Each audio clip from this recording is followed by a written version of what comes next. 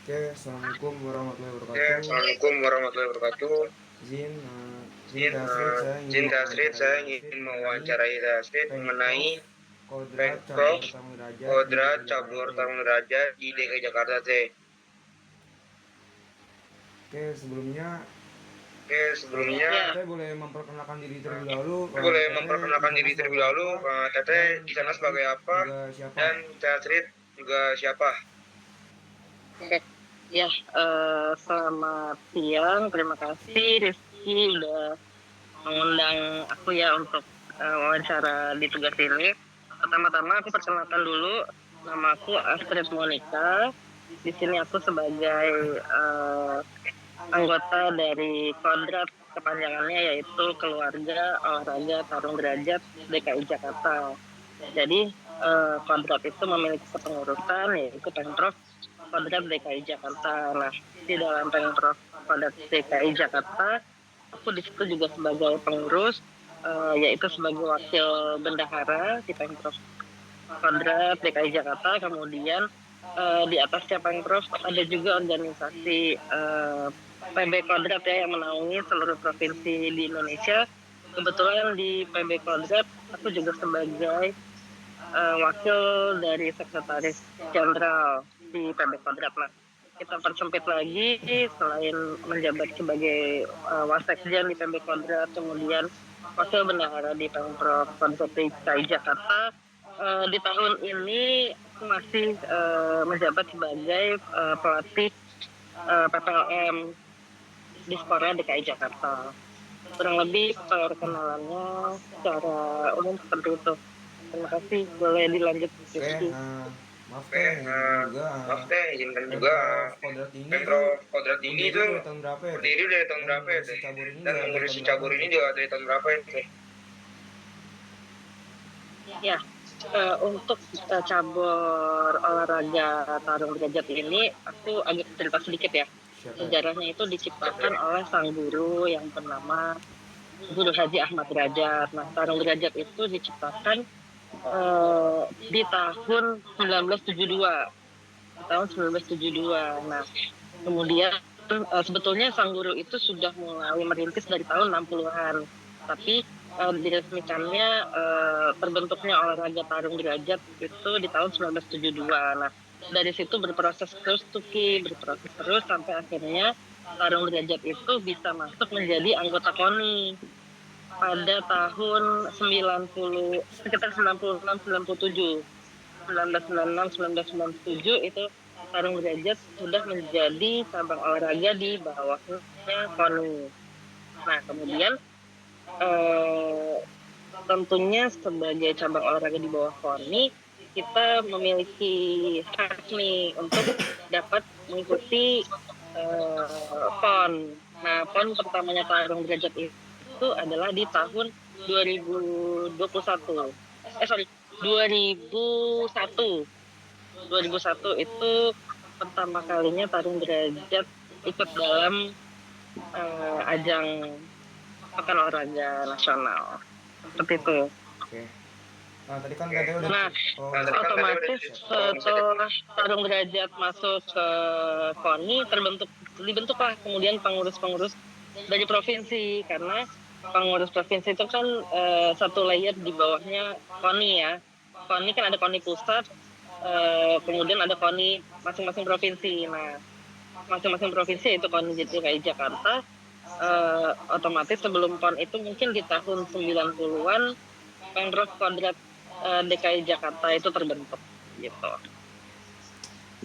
Oke, tadi Oke, kan Teteh kan tadi ceritain ya kan mengenai ceritain ya mengenai Kodrat ini sebagai Kodrat Pemprov ini dan sebagai Pemprov dan perlombaan-perlombaan juga kan kayak perlombaan-perlombaan juga PON, kan kayak di Jurnas dan PON, lain-lain. Jurnas dan Nah, lain-lain. menurut Teh Astrid nih, Nah, menurut Tasir nih, cabur tarung derajat ini cabur tuh di tarung DKI derajat Jakarta ini tuh di DKI Jakarta untuk persaingnya untuk ataupun pembinanya persaingnya itu pesat ataupun nggak Teh? pembinanya itu pesat nggak Teh?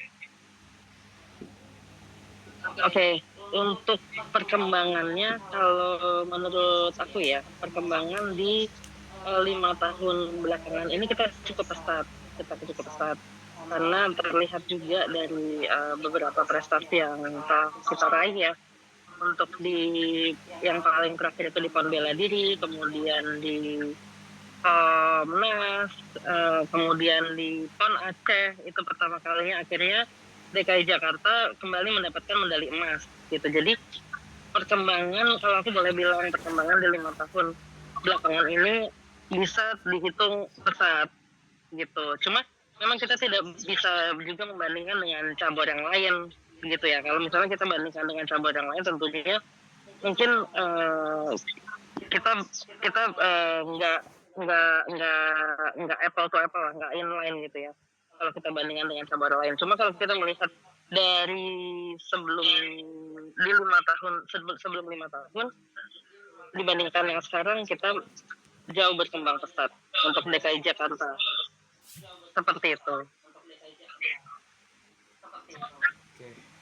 Oke. Oke, Oke, target kedepannya teh kan sebagai pengurus provinsi cabur kodrat ini kan deh, Adam juga sebagai pelatih PPLN ke Jakarta. Nah, target nggak atau saya tuh punya target nggak atau visi kedepannya untuk cabur tarung derajat tinggi itu, untuk biar lebih pesat mungkin untuk biar lebih pesat lagi peminatnya atau sebagai lainnya teh. Ya, oke. Tentunya kita semua di Pemprov Kodrat DKI Jakarta itu pasti punya target gitu. Tapi kalau misalnya ditanyakan kepada aku target dari kacamata aku gitu ya, targetnya tentu saja adalah prestasi yang lebih lagi dibandingkan dengan yang terakhir sudah kita capai. Nah, bagaimana sih supaya prestasi kita lebih meningkat? Itu juga merupakan suatu target, yaitu kita bisa menjalani proses sampai menuju ke target yang utama, yaitu PON 2028. Jadi kalau ditanya targetnya sekarang adalah kita mau proses untuk tahap-tahap ataupun proses untuk kita menjelang ke PON 2028 itu dapat dilaksanakan dan dapat dicapai dengan maksimal. Jadi targetnya sementara itu. Jadi semua terprogram dengan baik, kemudian atlet-atletnya, baik dari atlet, pelatih maupun Pemprov, kita menjalin kerjasama yang lebih erat lagi. Jadi kalau aku coba di poin-poin ya Ki, targetnya yang pertama itu adalah prestasi yang semakin meningkat. Kedua, proses atau tahap-tahap yang dapat dilakukan dengan maksimal untuk mencapai prestasi tersebut. Terus kemudian tercapainya kerjasama yang erat di antara atlet, pengurus, dan pelatih. Itu target tuh, karena apabila kita sudah bisa mencapai itu semua, kita sudah bisa menjalankan semua proses itu dengan lancar ya, dengan maksimal, semuanya saling bekerja sama. Aku yakin, mungkin tidak hanya aku ya, semua pasti yakin kita akan bisa mencapai prestasi itu yang lebih lagi dibanding yang sebelumnya. Sebelumnya kita dapat 1 emas, mungkin siapa tahu besok kita bisa dapat 2 atau 3 emas. Itu kurang lebih seperti itu. Jadi targetnya lebih ke prestasi ya deh. Ya, targetnya ke prestasi dan proses dan proses tahapan-tahapan yang dilakukan oleh organisasi secara maksimal. Itu juga merupakan target. Oke. Gitu. Lagi